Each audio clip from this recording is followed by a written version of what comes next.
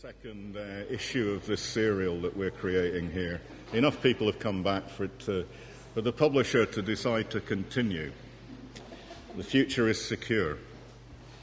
First of all, I have an announcement for those people who are enjoying these presentations via the streaming video. So everybody in the room can ignore what I'm about to say. For those who are looking at this remotely, there are two audio signals, not one. One is the original English, what I'm saying, and then the other audio signal is what the Spanish translator is saying.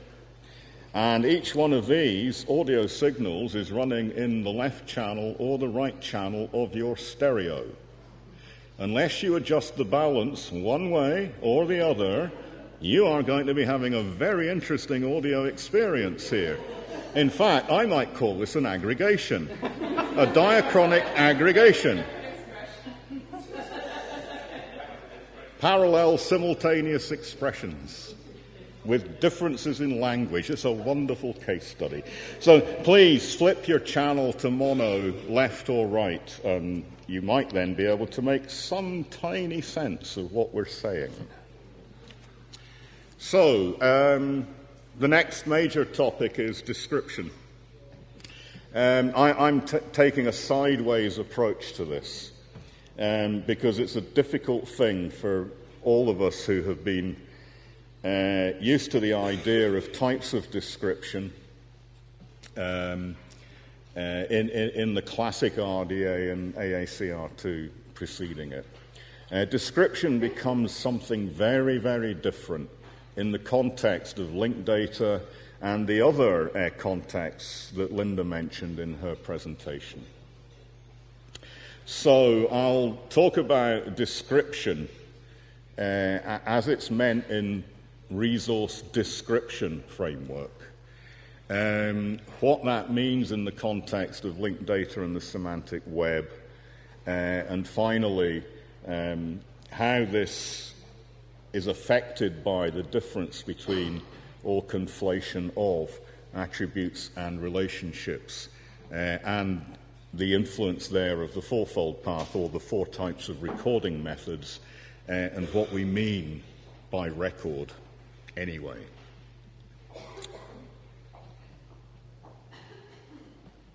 Yeah, there we go. There we go. This is what's called a diachronic time lag.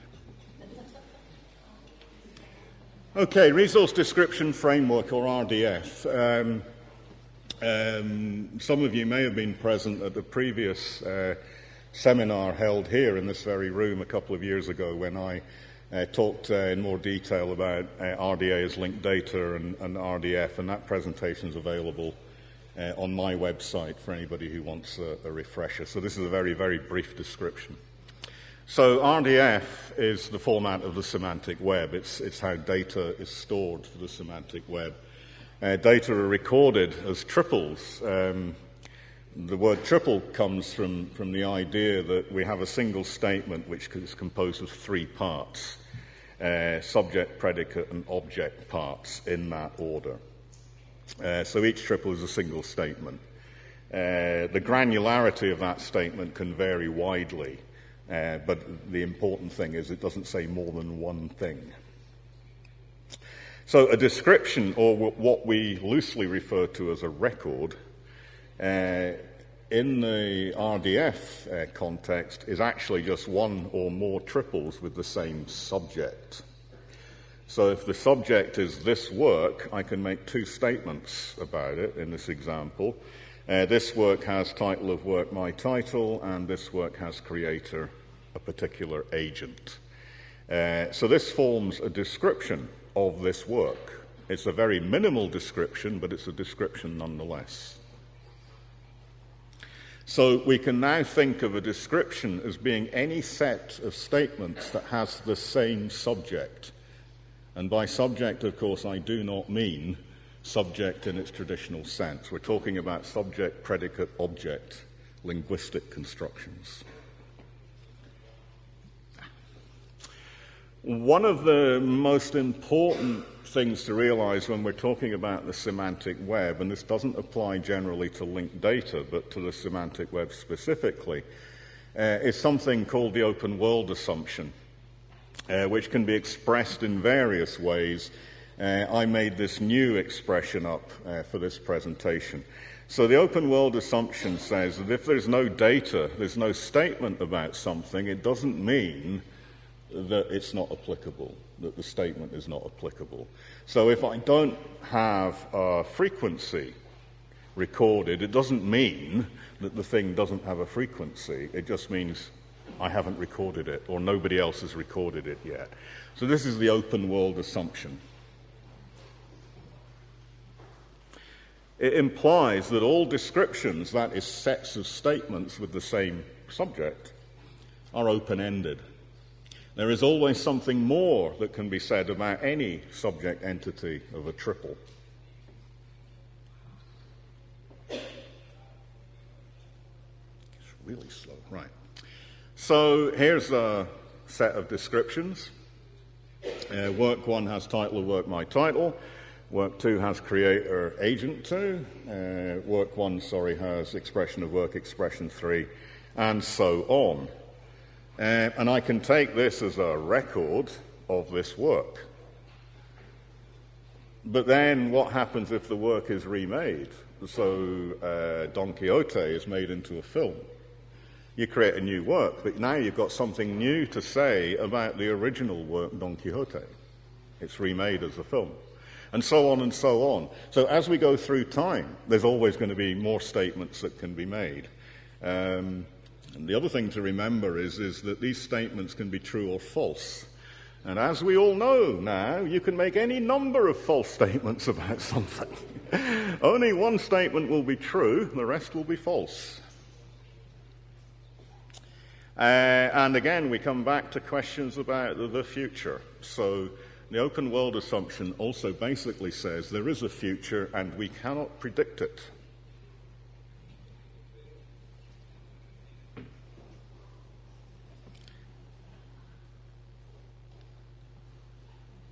Oh, it's trying hard. Okay.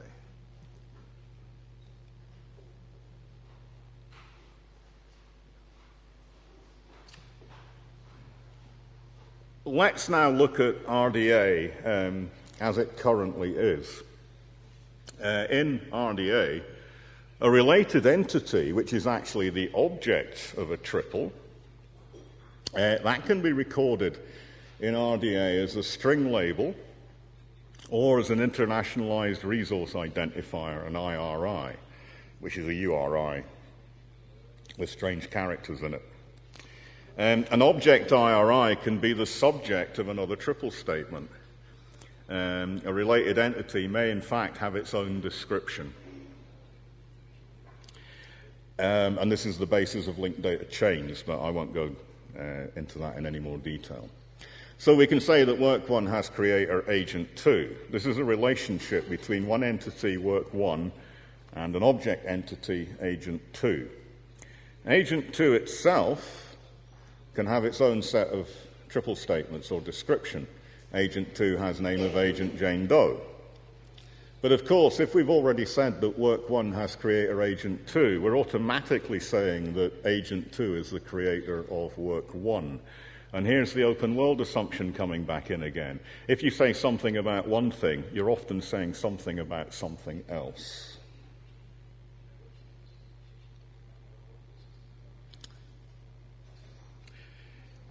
We can also mix these. There is no constraint on this. You don't have to record one or the other. As Kate said, you can record values according to all four methods of recording, which are, again, given an example here.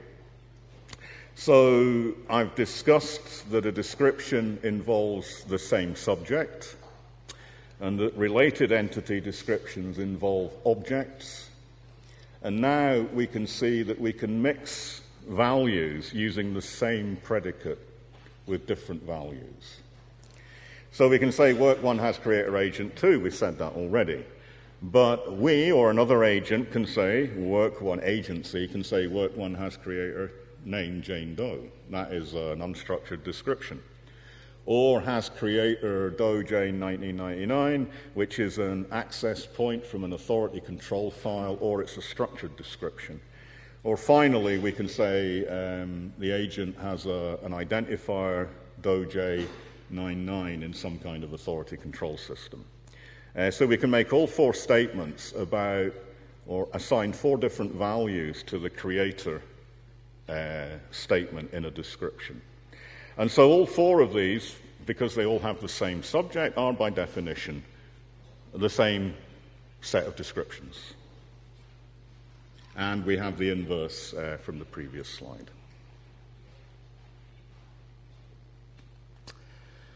So that was a little bit about how we might want to rethink what we mean about descriptions within the linked data and semantic web context, which is the same context as the LRM.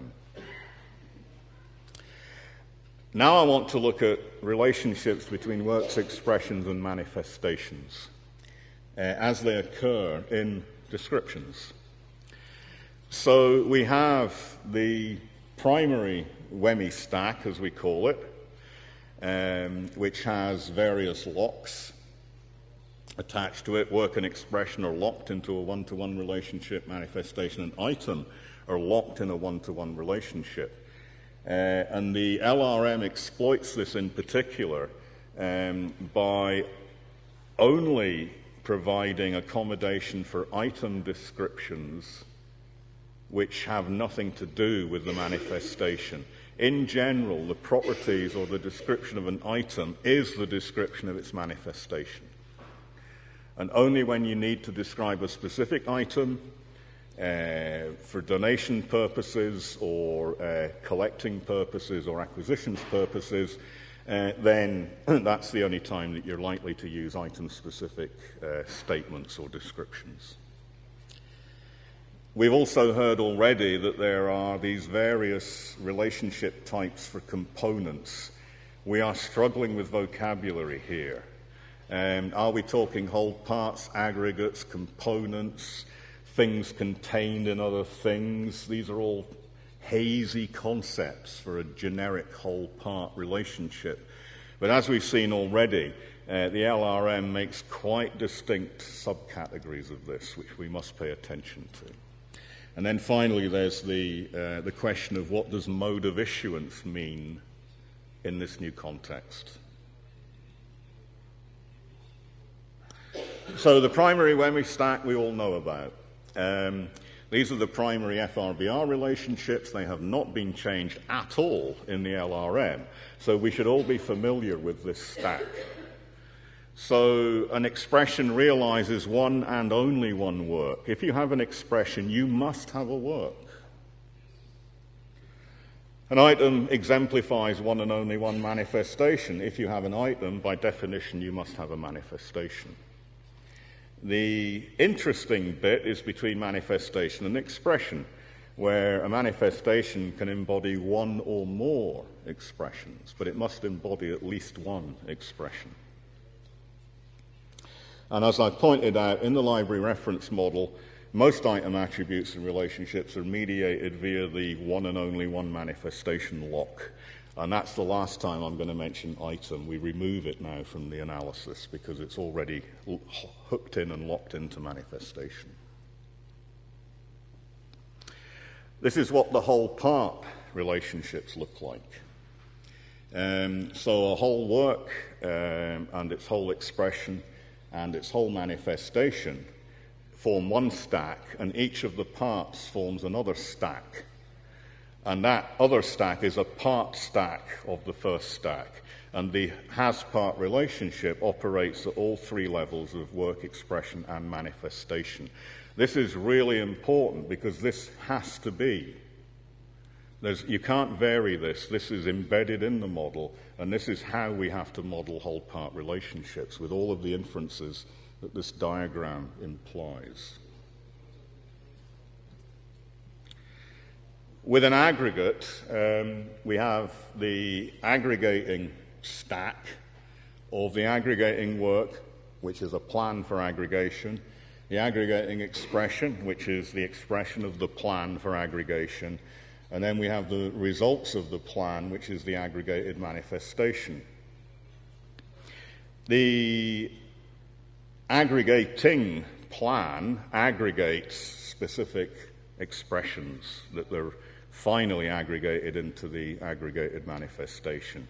And each of these aggregated expressions has a work in its own right. So now we have a WEM stack which acts against a WE stack. And remember, there's a lock between W and E in the aggregated stack. There's always a lock between W and E. In the aggregating stock, there's a further lock between the aggregating and the aggregated. There is only one aggregation resulting from an aggregating expression. With serial relationships, the manifestation, again, is locked. It embodies one and only one expression. And so that one and only one lock now applies between manifestation and expression in serials. LRM provides us with a specific relationship, aggregates, between the aggregating serial expression, which is a plan, and the individual expressions which form issues. The complication with serials is that those issues themselves are aggregates. So this diagram is highly simplified.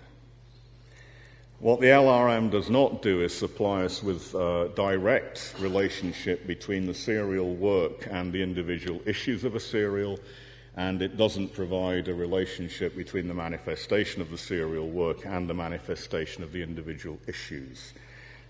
These, however, can be easily accommodated as shortcuts, and it's likely that the RDA Toolkit will supply these missing relationship designators between serials and their issues.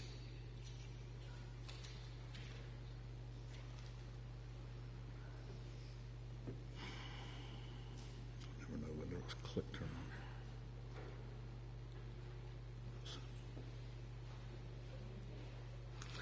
not. And Damien mentioned combination works, which is a new concept. It's not mentioned specifically in the library reference model.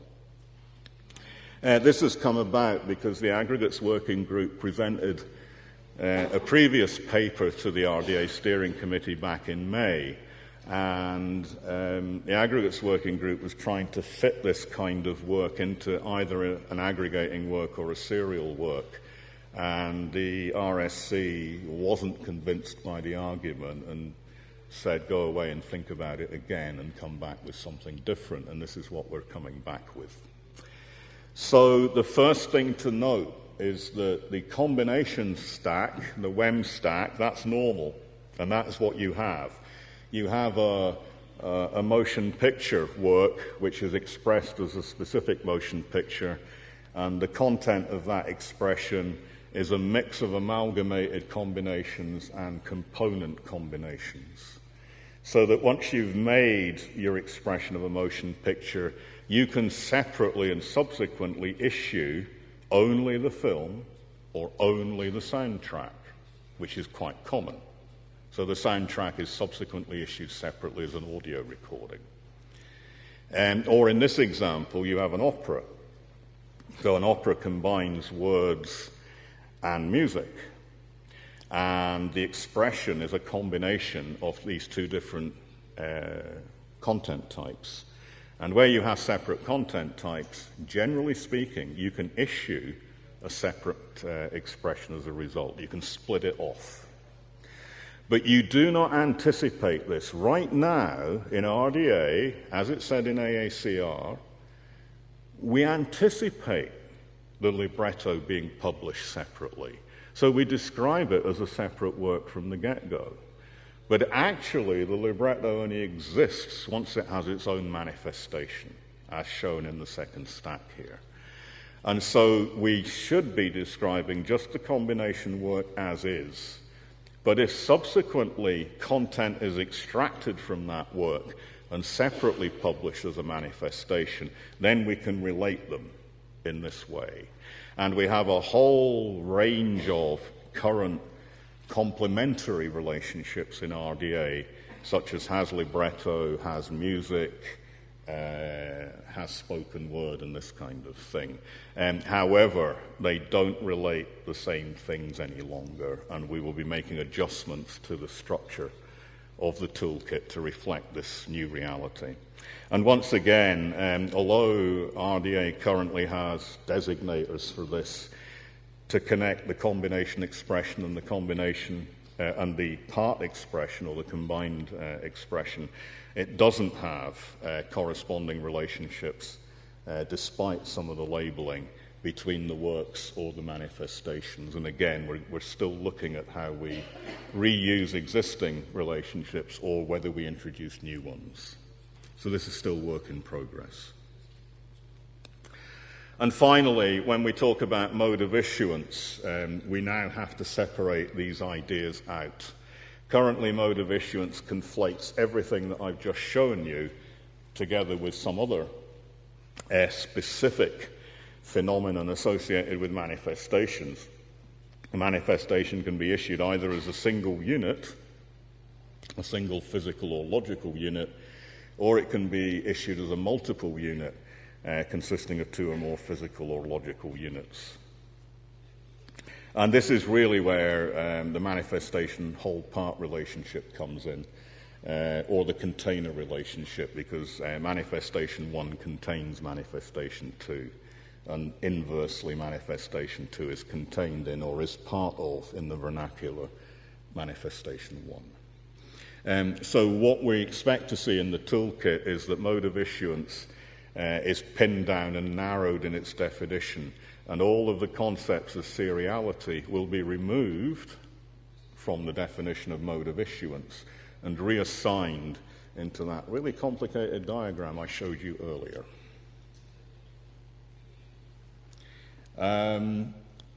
The fourfold path or recording methods come in. We can say manifestation 1 is related in this way to a separate manifestation with its own IRI, its own set of descriptors.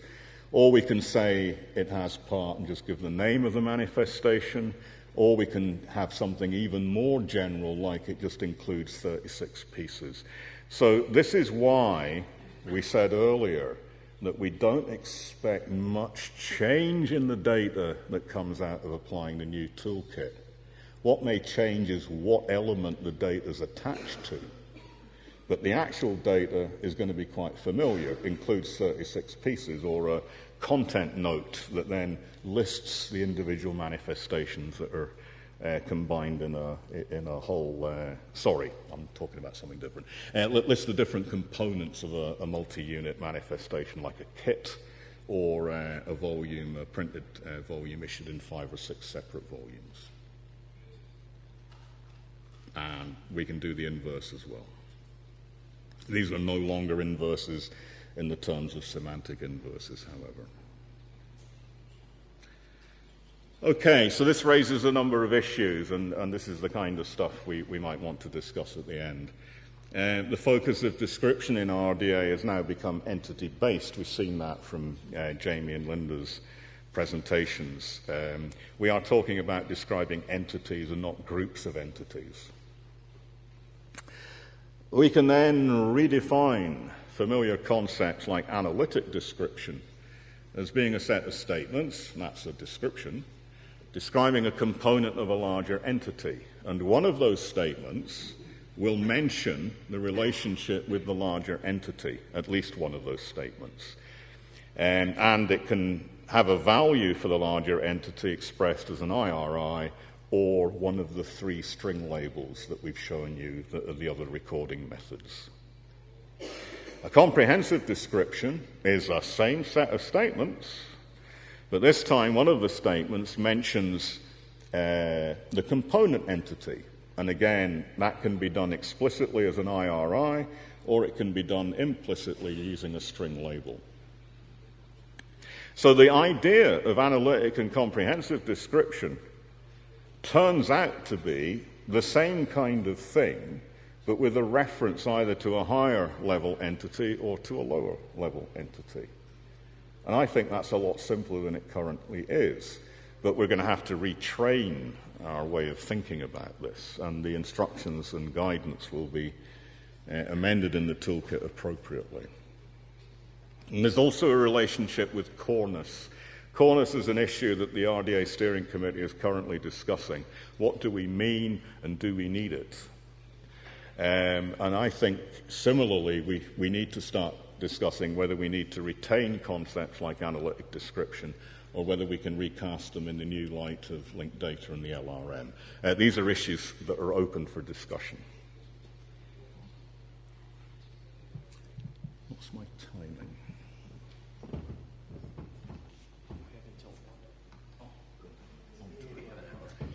Okay, so this is the last topic. Again, it's somewhat related to the previous two. So one of the features of the library reference model is that there's a duality between attributes and relationships, and the model quite clearly states that in general, most predicates or properties or elements can be treated either as an attribute or a relationship. And there's quite a few significant changes as a result in the LRM from Ferber. Things that were attributes in Ferber have become relationships in the LRM. This mimics the concepts that have been developing independently within RDA about this fourfold path, or 4 different types of recording method. Because when you think about it, the IRI is your relationship and your strings is your attribute, and the whole thing therefore fits together. I'll show you this in a minute. Then I'll talk about what we're calling the high-level relationship matrix and the impact all of this is going to have on the toolkit. So the distinction between attributes and relationships is blurred in the LRM. We remember that the LRM is optimized for semantic web applications, and that therefore the distinction between attribute and relationship is actually determined what kind of data you choose to record. Slightly technical, this all has a firm theoretical and ontological basis. Web ontology language, OWL, splits predicates or properties or elements into 2 distinct types, depending on whether the data value is a string, or what's called a literal in RDF and OWL, or whether the data value is a thing, that is, something that is identified by an IRI. That can be another entity, or it can be a concept or term from a vocabulary encoding scheme. And OWL separates these 2 out into data type properties or elements and object type properties or elements, and these are exactly the same distinction as attribute element and relationship element in LRM and in RDA.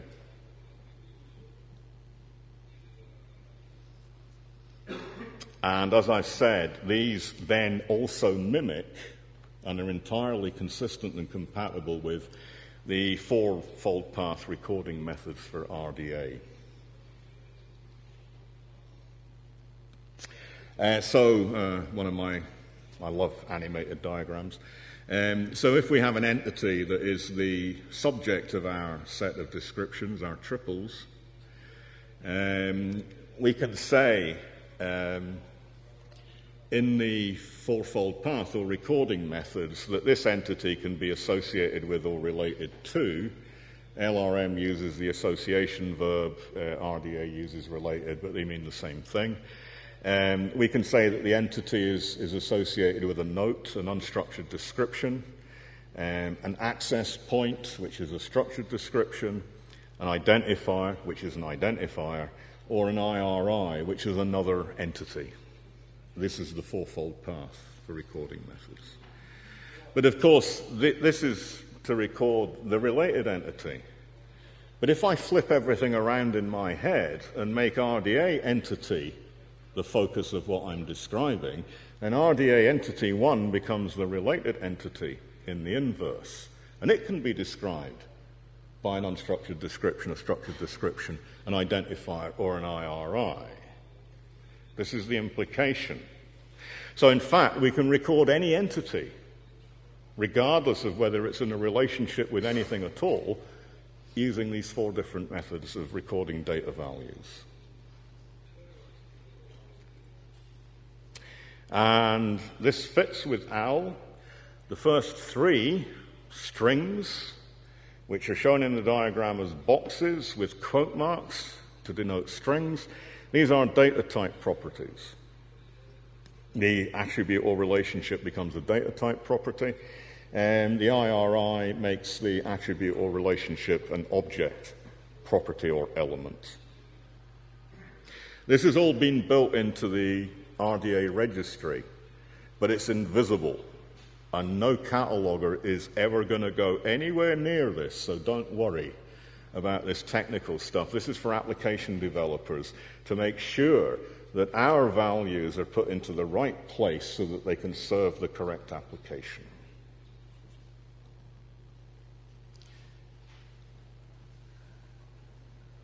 We have new entities and old entities in RDA. We have the familiar work, expression, manifestation, and item entities, and as Linda showed, we have some new entities coming in from LRM, agent, nomen, place, and time span. Do not worry about the ones that are missing. They will appear shortly. So at a high level, when we want to make these association or related relationships, we have work is associated with or related to work. And this is what RDA currently says. RDA doesn't do cross-entity relationships. There are no relationships in RDA between a work and any other entity except for the primary relationship with expression and a shortcut relationship with manifestation, and that's it. What we really need is to have work associated with every other entity.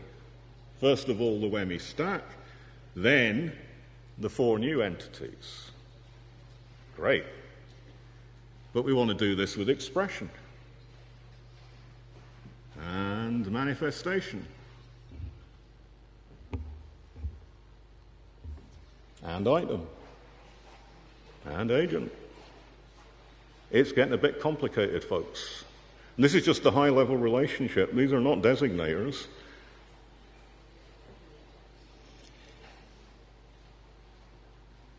And then we've got to remember that the LRM actually splits agent into person from RDA with the modification that Linda mentioned. The new entity collective agent, to which we can attach the existing RDA entities family and corporate body, which do not appear in the LRM. Well, of course, we've got to do the same thing with these new entities. So we also have to have associations between work and family, work and corporate body, work and collective agent, and work and person.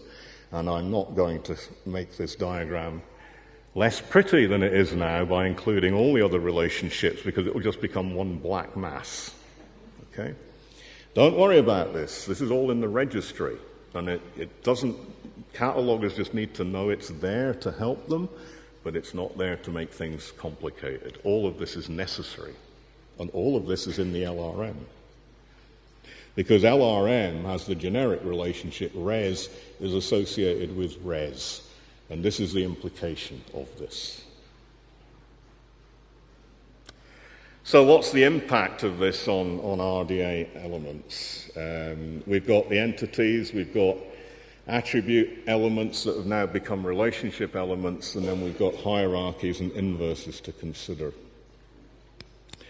So if we look at the impact of the new entities for time span, nomen, and place, this is how we currently record the place of publication of a manifestation.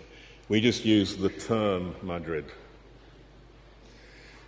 However, under the fourfold path, we could have transcribed that from the manifestation, which has this new fancy no capitals presentation.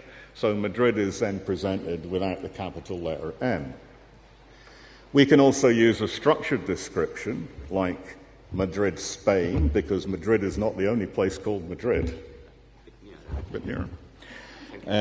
Because there is a Madrid, and in fact there are 4 Madrids in Mexico, there are 5 Madrids in the United States of America, etc. We know.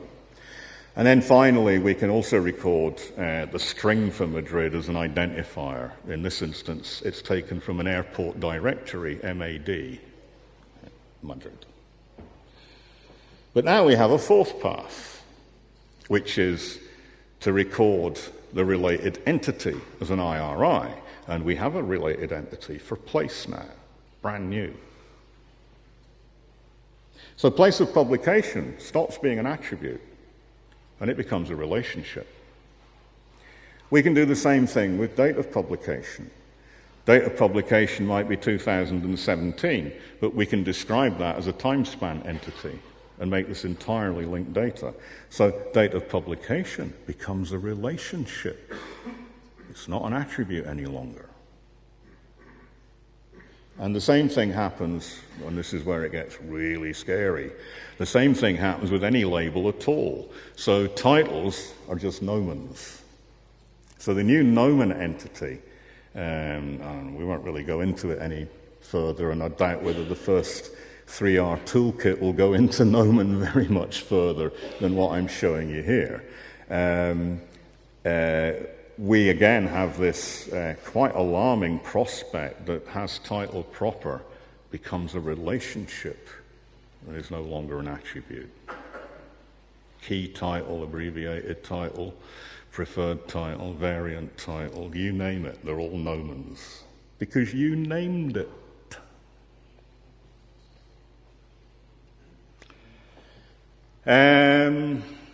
This diagram comes from earlier in the year.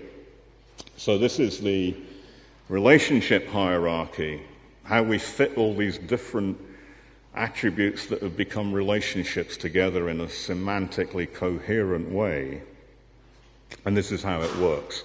So the new elements that need to be introduced into RDA have broken boundaries. Anything with a solid boundary is already a property in RDA, an element.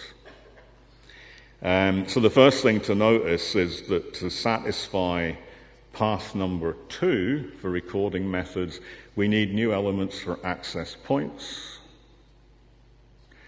And if we follow the current pattern of having preferred titles and variant titles and authorized access points and variant access points, we need new elements for authorized access point and variant access point.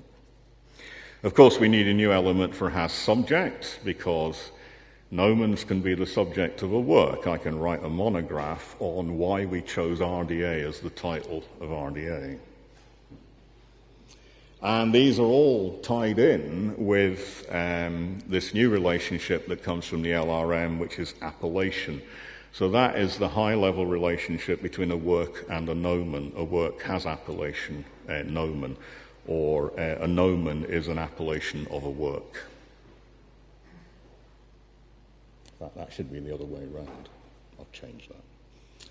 And all of the connecting arrows are the ontological relationship sub-property of. That ontological relationship allows anything from the bottom of the diagram to be inferred and moved up broader and broader into the top of the diagram, entirely automatically by machine. Catalogers need not worry. Now you're beginning to see some stuff coming from our new content management system that Linda mentioned. So this is an extract, a screenshot from one of our content management system chunks, which is a chunk is basically the guidance and instructions for a single element, like media type, as Jamie showed. And what we can see here is the full relationship hierarchy, or the top of the relationship hierarchy for places. And you can see how the existing attributes can fit into this relationship hierarchy. The existing attributes are the ones that are underlined with hyperlinks. And the little symbol in front of them, like Jamie showed, means that you can move into a preview of it, or you can move over to the entire element, location of conference, etc. of. What is location of conference, etc. of? That's not in RDA. This is the inverse element of location of conference, etc. It's the inverse, and we do it simplistically by adding the word of at the end. This is no good for users, but we all know that the relationship designator labels are user unfriendly, and the relationships working group is looking into that. So the high-level relationship matrix, that complicated thing I showed you earlier, is the top part here: related entity, related agent, related collective agent, related corporate body. And they're all higher than the succeeding ones. They're broader in meaning. And then we have, as I just said, the existing elements, but these are inverses because this is the place relationship hierarchy, and this is a new entity for RDA. And this is the result of an attribute changing into a relationship. Not only does it change into a relationship, but it automatically generates the inverse relationship.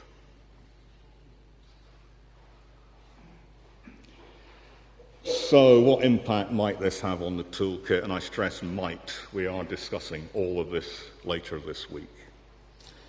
So first of all, we can take an extract from that large relationship hierarchy, and we can just put the hierarchy in the context of the particular element chunk, the guidance and instructions for appellation of place. It has subtypes or element subtypes or subproperties. We've yet to decide on the terminology. For access point of place, identifier for place, and name of place. But it doesn't give you anything lower in granularity. This is in context. Furthermore, because of the relationship that I showed you on the diagram about nomens, these are all nomens, they also tie in with recording methods, as the instruction at the bottom says that if you're recording an unstructured description as an appellation of place, then you should be using the name of place designator. So we have hierarchical navigation in the context of a specific element, and we have the context of recording methods, the fourfold path, also to be put in. The user feedback that Jamie's been getting from his groups has strongly indicated that people want to see more context. They want to see elements in context, and this is just one method of doing it. As Jamie pointed out, there's the graphical browser approach as well. We're not going to do either or, we'll do both, because we can, because it's all generated from the RDA registry. Everything I have shown you has been generated from data in the registry. We amend it once, and it appears in multiple places in the new toolkit. Does that apply also to the instructions themselves? No. No. No, it does not apply to the instructions themselves. It only applies to the relationships between elements and the hierarchy. So again, we move down one level to the subtype name of place, and now the hierarchical navigation can go both ways because there are subtypes of name of place, preferred name or variant name, but there's also a supertype, the one we just looked at, which is appellation of. So again, we have this hierarchy navigation embedded within the context of the individual elements. And then again, we have the context of the recording method, and for RSC members in particular, this is the one and only place where you see a glimpse of an instruction in this presentation, and it's the last line on the slide. If the source of information is a manifestation being described, it's another cliffhanger, folks. You're going to have to wait until the toolkit is published before you find out what you do if the source of information is a manifestation.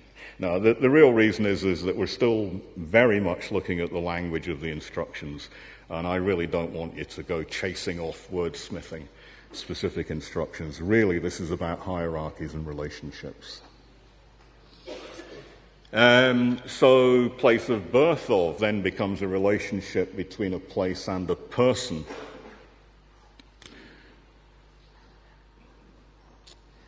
And here we can also introduce navigation through the hierarchy.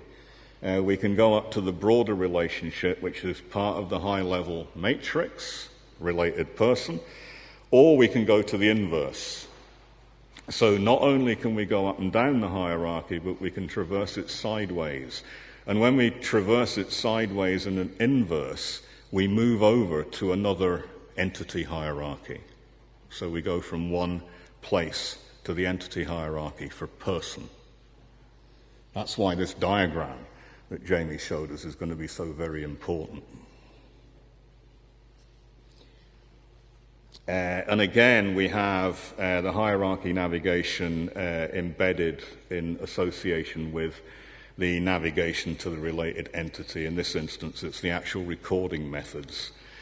So where it says related person here, record a place of birth of as a related person, there will be a hyperlink from related person to the person entity, and there it will tell you how to record a related person. So a place of birth of Gordon Dunsire, Dunsire, Gordon, my ISNI number, or my IRI. All makes perfect sense. And when you go to the person entity, it gives you guidance on the recording method. So there's this intimate connection between the nomen hierarchies and the recording methods. And so you can record a person using the 4 different methods. I just gave you an example. What this shows is navigation to the general instructions for the 4-fold path, which we're currently recording RDA data values. And it's split into the 4 different types: unstructured, structured descriptions, identifiers, and IRIs. So, let's sum up. We have the high-level relationship matrix, which goes from 4 by 3 to 12 by 12. So that's 144 high-level relationships, most of which will never be used by a cataloger. They are there for the application to make the links and to do the navigation for the user, not the cataloger. To that, we must add all of the crossover attribute elements, which now become relationships or designators. So there's a whole slew of those.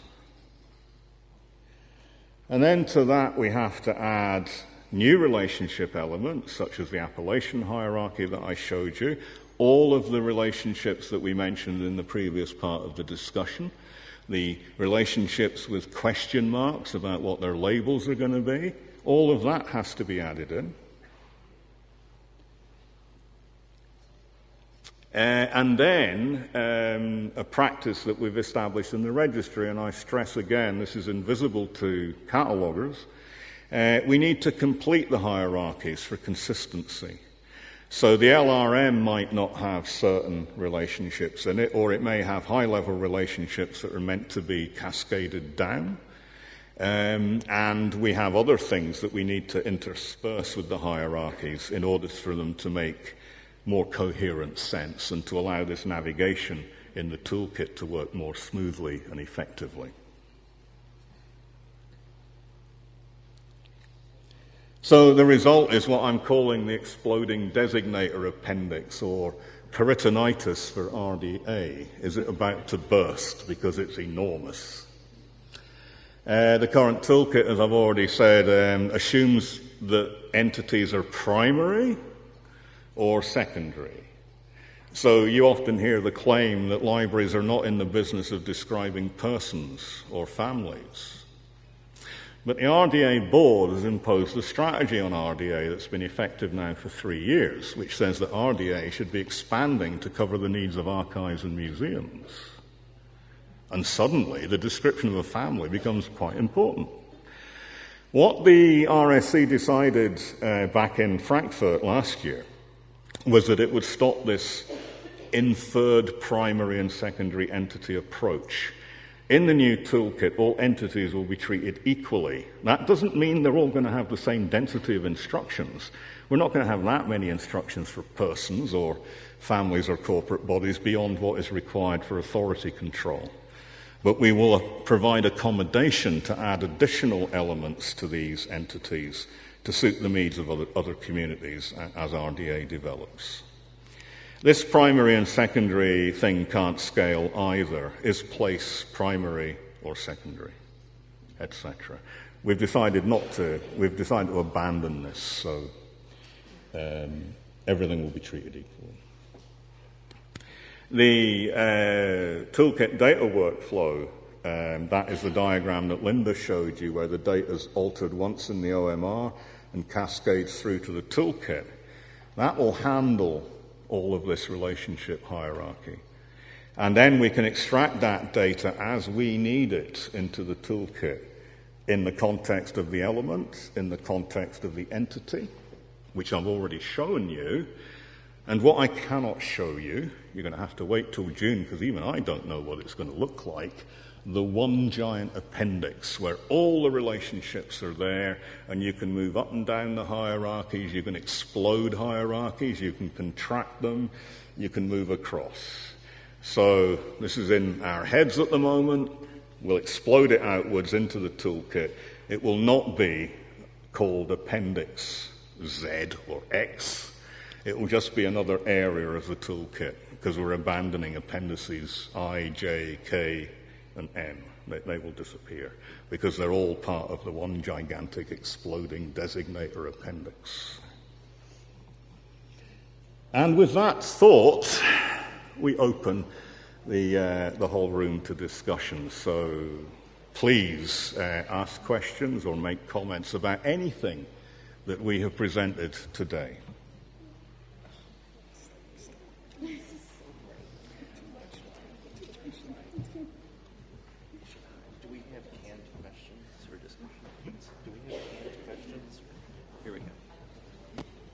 Hello, en español o en inglés, no sé. Well, first of all, I would like to challenge one of your assumptions. Then I think it's taken from LRM, I'm not sure, that one item exemplifies only one manifestation. That I think goes against several manifestations bound together and so on. So I'm not quite sure about the suitability of this assumption. It's not an assumption, it's a fact, and you'll find it explained in the library reference model, or we'll get a verbal explanation right now. Yes. The bound with item is not an item of a manifestation, it's a storage unit. So that's the short answer, but when you bind together different items, the pieces are all items of the manifestations they belong to. But you've physically joined them together. That you can only do with certain kinds of items, because certain kinds of production methods don't allow you to do that. You can't take 5 CD-ROMs and smush them together physically into one CD-ROM. So if you're doing it with something that's recorded on a recording medium, in fact what you're doing is making a reproduction of those CD-ROMs onto a new CD-ROM that then exemplifies, well, it's then a reproduction, and it is the item of a new manifestation, which is a reproduction, a singleton. But when you do it physically with something like print sheets that you can bind together, print sheets that come from different places, then you're making a physical object that, in some sense, either can be viewed as an item of a special manifestation, which is a sort of a manifestation singleton of a sort of an aggregate, which is intending to make a manifestation singleton, or you could just be seeing this as something that's sort of administrative metadata outside of LRM. And so if you're if you've paid attention to Presso, they have a concept of a storage unit, which is neither an item nor a manifestation. It's just how the physical pieces happen to be stored. So you can take, you can split up what was originally issued together into multiple physical pieces, or you can group together what was originally issued separately into multiple physical pieces, but it's unrelated to the WEMI stack.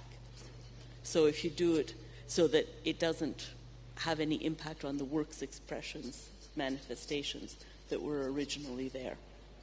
And so that's sort of a complicated way of explaining your question, and maybe not of interest to everyone in the room, but anyway.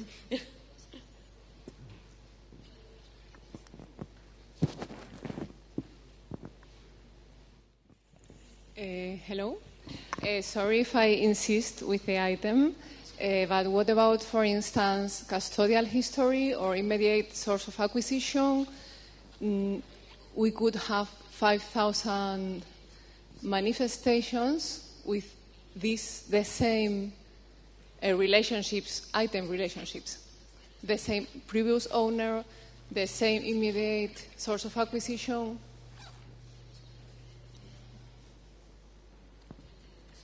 Well, that's two separate issues. The item, as I said, does have attributes in the LRM and will have attributes in RDA to cover donors, previous owners, the specific items that appear in collections which are of interest to archives and museums, as well as special collections in libraries.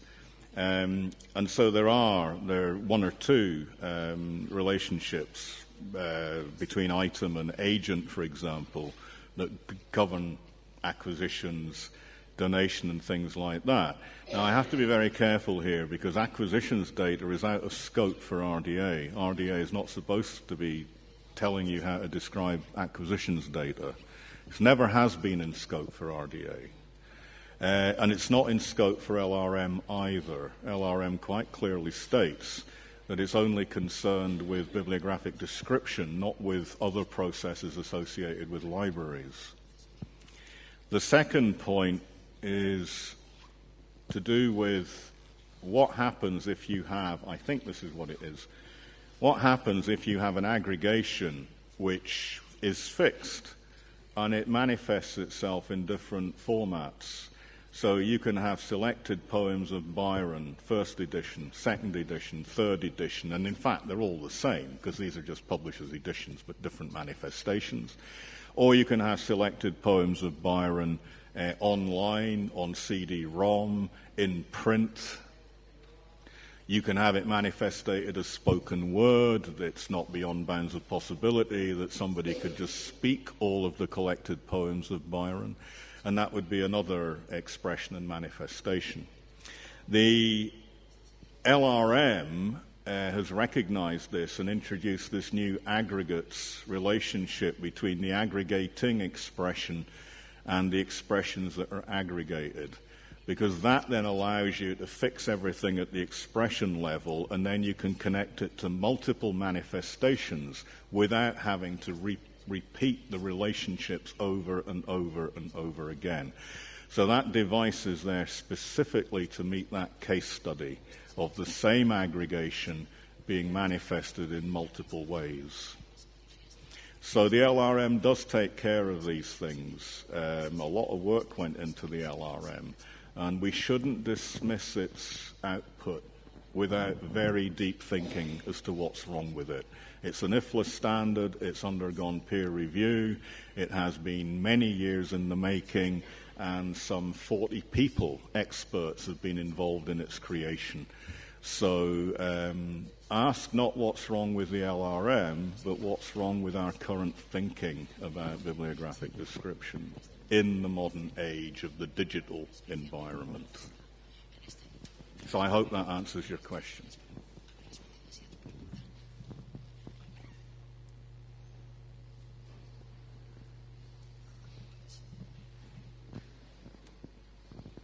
Got any questions, Linda?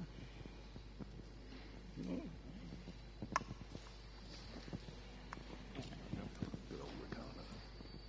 Sorry, it's me again. Yeah, I'd like to recover one of the first ideas I think Linda said, that the RDA, the new RDA Toolkit and the changes in the ontology will help the ingestion of machine-generated data or batch processing. That's right, I think so. And I'd like to know in what way it's going to help this, the new ontology or the new toolkit. So this is about machine-generated metadata. So I'll talk more about this in my presentation on Friday. So if you want to hear more about it, come to the CETA on Friday. Basically, national libraries, and I don't know anything specific about the National Library here, but I know a lot about the National Library of Scotland and the British Library and the DNB, and they're all facing this deluge of machine-generated metadata. Either it's being generated from optically character-recognized digitization processes. So when you do a digitization, you get the machine to transcribe the title page and the title page verso, and that is your metadata. That's what the machine produces. Or the machine may be involved as a secondary effect, where a publisher is creating works by machine and highlights certain aspects of the work and just says this is the metadata. So they'll highlight the title, the working title, and they'll highlight the working edition statement or date, and then the machine will extract that data from the new publication, and that is then transmitted to the National Library as the publisher-supplied metadata for example, a legal deposit item or a donated item from a special collection. Some publishers, we can go on about length about this, some publishers are digitizing their entire back catalogue. They don't have to deposit that legally at the National Library, but it's actually cheaper for the publisher to send you everything than it is for the publisher to separate out stuff. So national libraries are facing an absolute deluge of metadata that hasn't seen a human being or RDA or AACR2 or AACR1. No rules whatsoever. So what is RDA and LRM doing about this? One of the methods is this new element called manifestation statement in the LRM. And the manifestation statement, and it's amazing that this was never codified before, because the principle of representation has been embedded since Lubetzky back in '61. And yet nobody's ever thought, what does that actually mean? And of course, it's how a manifestation represents itself. And what the manifestation statement does is say, record how the manifestation represents itself.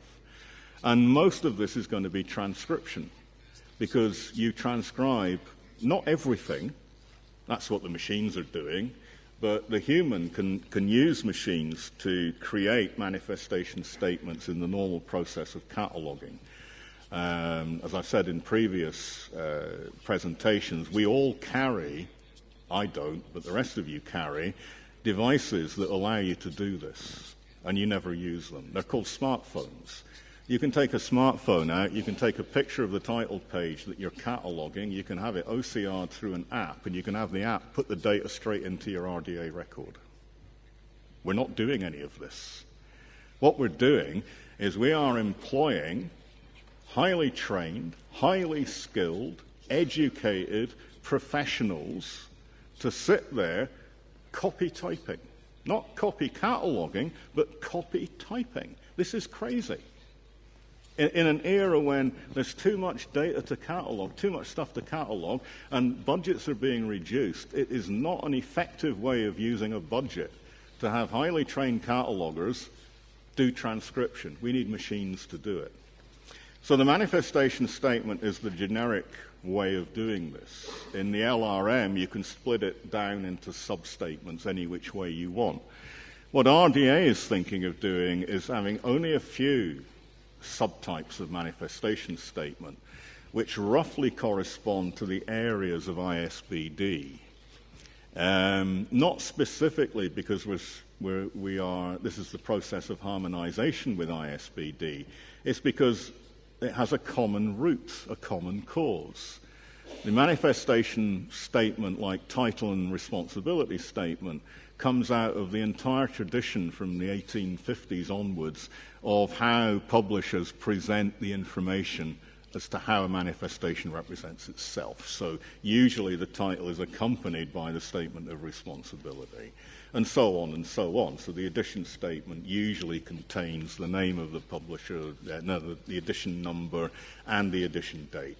The publication statement contains the name of the publisher, the place of publication, and the publication date, and so on and so on. So that's the first thing, is that RDA will provide quite broad areas where we can just transcribe stuff. The second point is to do with transcription rules. So the LRM says that there are all sorts of different ways of transcribing data. You know, do you capitalize? You know, do you take it as it is, all in capitals, or do you put sentence case on it? Because it's still the same letters and words, still says the same thing. What about omission? You know, what happens if you miss something out because it's not relevant to the statement? What happens if you try and join two statements together? And this kind of thing. What we have in RDA right now is a set of transcription rules which are based on ISBD, but with all of the non-transcription interpolations and corrections removed. That was a conscious decision by the RDA Steering Committee back in 2010, that a manifestation statement, or the principle of representation, means that you do not add your own interpretation to it. If it says it was published in Madrid, but it was actually published in Paris, because to publish in Madrid was to invite accusations of heresy a few centuries ago, so you said you published it in Paris. It says it was published in Paris, and it really doesn't matter what the truth is. That's how it represents itself. What RDA has done, what ISBD does, is it puts in square brackets, i.e., Paris, to make the correction. But that isn't what the manifestation is saying. What RDA does, and has always done, is say, no, you don't make the interpolation, you record that in another data element. But that's been very fuzzy until now. Until now we have the four methods of recording. Now the unstructured description is the transcription from a manifestation, and the structured description, or the identifier, or the IRI, are all supplied data by the cataloger, and they can have any source of information.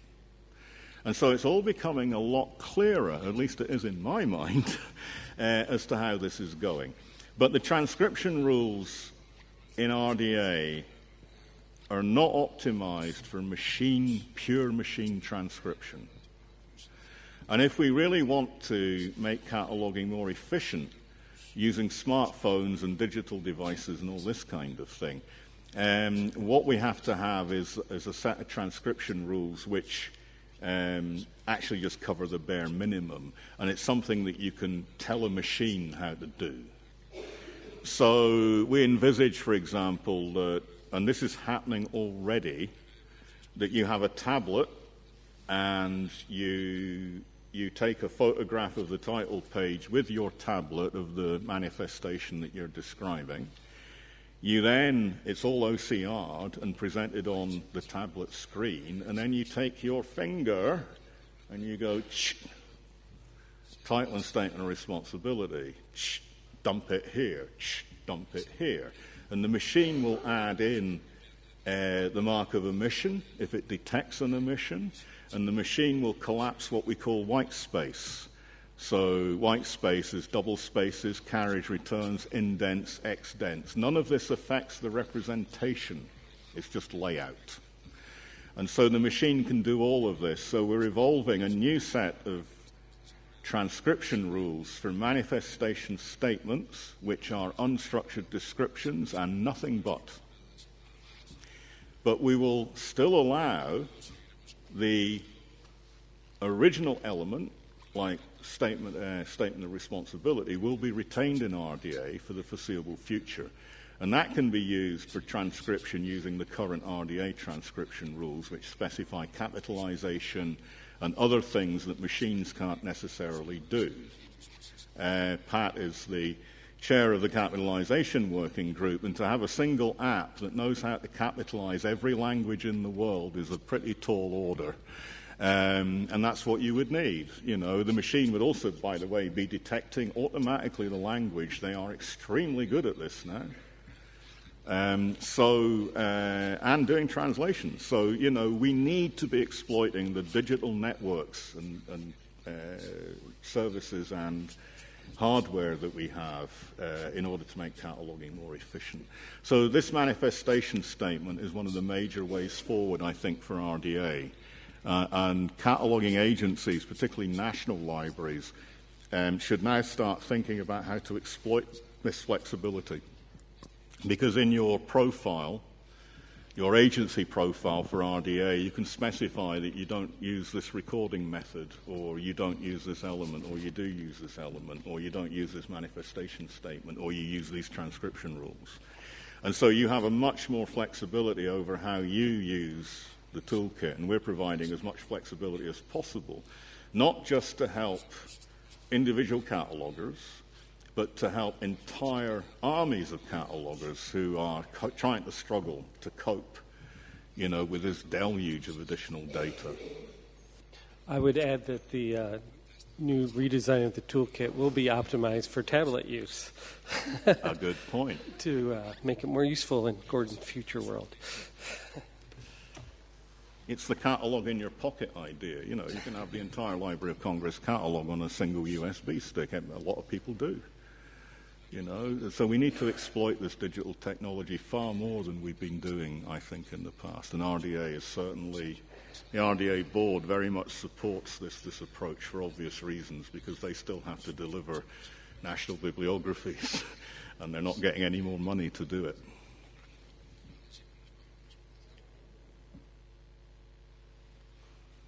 That was a good question, Ricardo. Thanks. Hi, good morning, everybody. I would like to know more about the different licenses for different contents that are going to be available to purchase RDA. Could you explain it a little more, please? I didn't. Do you catch that? Licenses. Right. Licenses to the toolkit.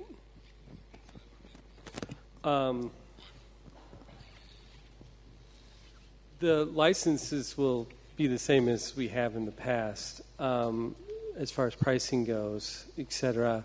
We've tried to be quite flexible with people, and we've worked with national libraries about doing broader license agreements for an entire nation. We have a license agreement with the National Library of Germany that covers all of Germany and Austria and Switzerland, or parts of Switzerland. So we're flexible about that. We can support doing a single subscriber account, but then having children account underneath it. So we have to use the example of Germany again, DNB. So we have DNB pays for this large subscription that covers like 200 users or so.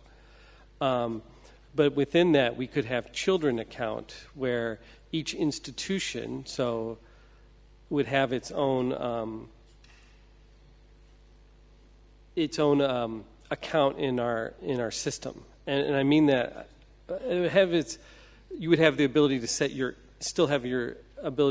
individual institution settings and preferences, and get individual institution reports about usage of the toolkit, how many of your staff are using it, how many sessions they use the toolkit, what kind of things they're researching.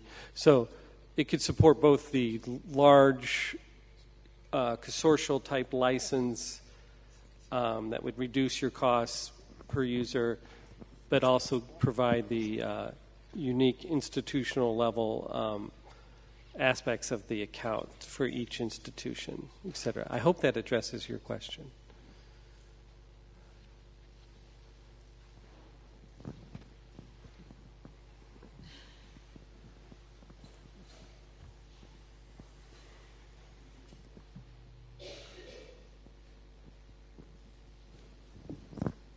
Thank you. If I understood correctly, there are some concepts in RDA that are not in LRM, like combination work. Is that what I understood correctly, or? Yes. So what does that mean for the future? Does that mean that LRM is bound to have a second edition, or? I'm looking at Pat right now. Well, I'll respond. I'm a member of, or I'm a liaising member of the FRBR review group. And at our discussions in IFLA a couple of months ago, there were questions about how to maintain LRM. Does it need further editions, etc.? We already know it needs some errata to be corrected. There are some typos in the current version. It's a high-level model, and it doesn't even go into serial works in the same depth that we've done, because it's not supposed to. It's supposed to be so high level that it can be flexible and it can meet the needs of a very wide range of communities. But RDA has a narrower set of communities, although it's a very, very wide range. And so we've had to introduce things that are perhaps only implied or inferred in the LRM. And this particular combination work thing is a brand new idea. We're still thinking about it and, wondering whether it makes sense or not. It's just an idea at this stage. I have to say, though, however, that this isn't the first time I've come across this idea personally. I remember discussions many years ago about different material types or different content types constituting automatically an aggregation, so that if you had a movie with a soundtrack, it was automatically treated as an aggregation. And well, of course, it is and it isn't, as we've just seen. So again, this is just a refinement and a clarification or a focus arising from the deliberately abstract fuzziness of the LRM.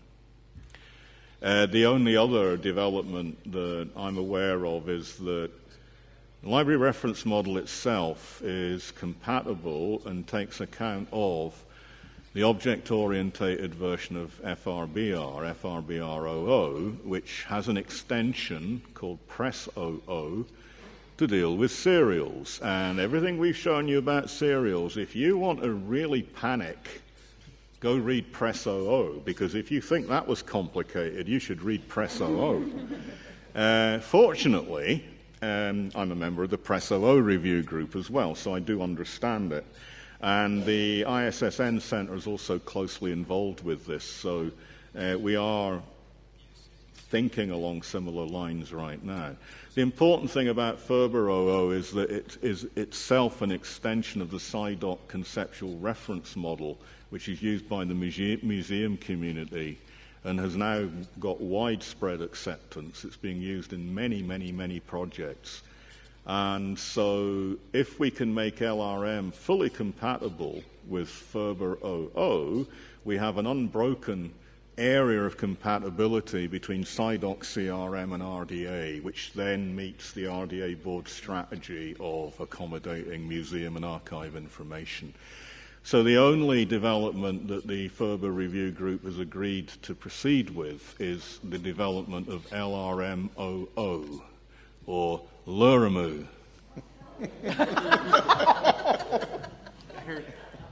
I heard. Oh no.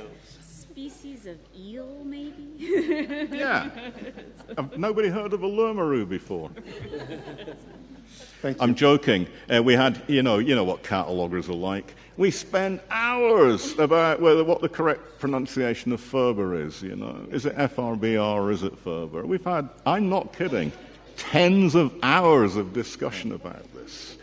So I'm just diverting you. Think about LRM00 and don't think about serial works, and you'll be able to sleep tonight.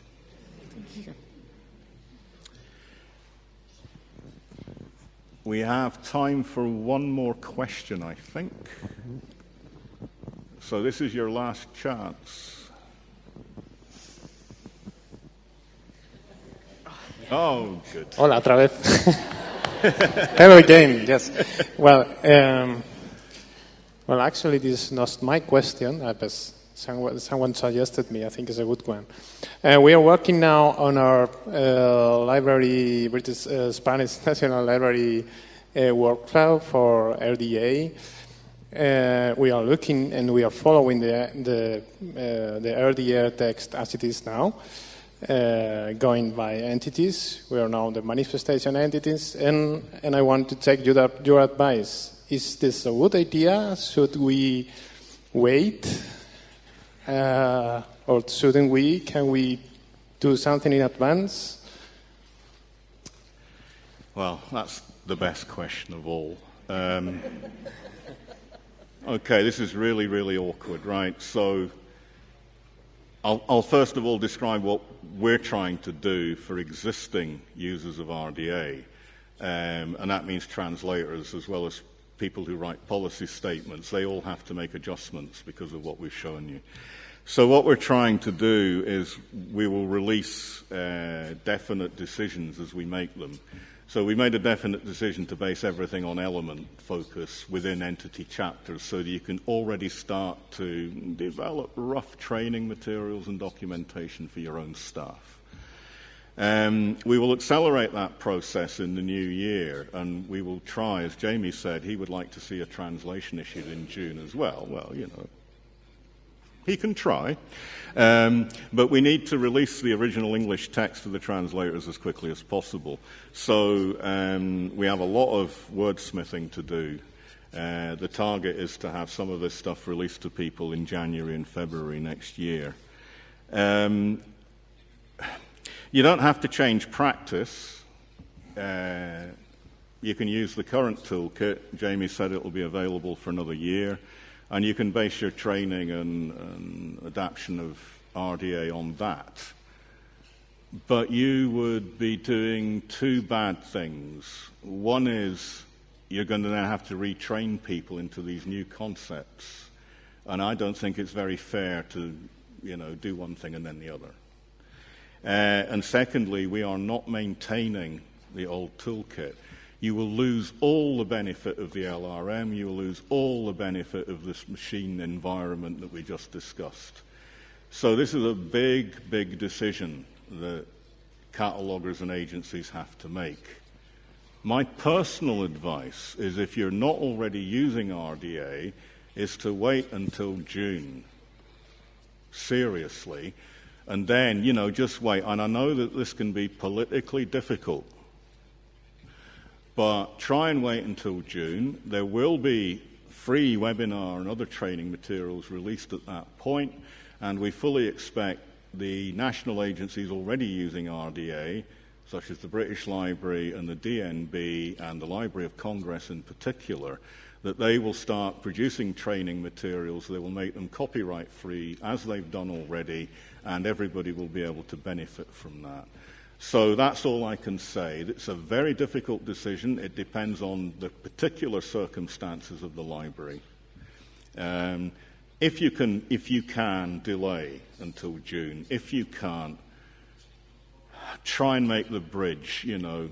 Look at the LRM, look at the presentations, these will all be published. Monitor the announcements we make. The blog on the toolkit is another. Jamie's regularly announcing stuff.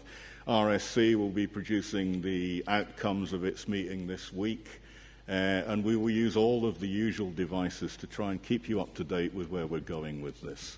The alternative is pain, pain, pain for years.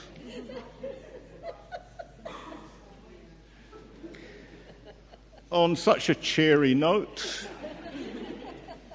I would like to thank everybody again for coming. I'd like to thank the presenters for the presentations. I must effusively thank the BNE once again for all of the hospitality and the accommodation and arrangements. I'd like the BNE to be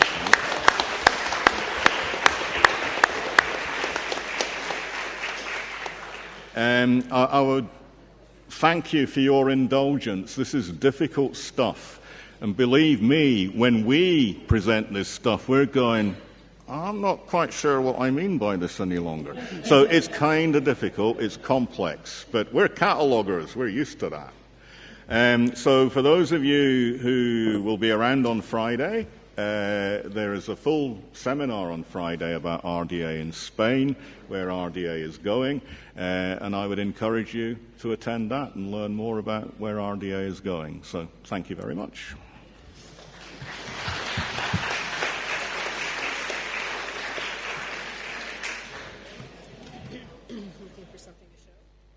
I should say one more thing.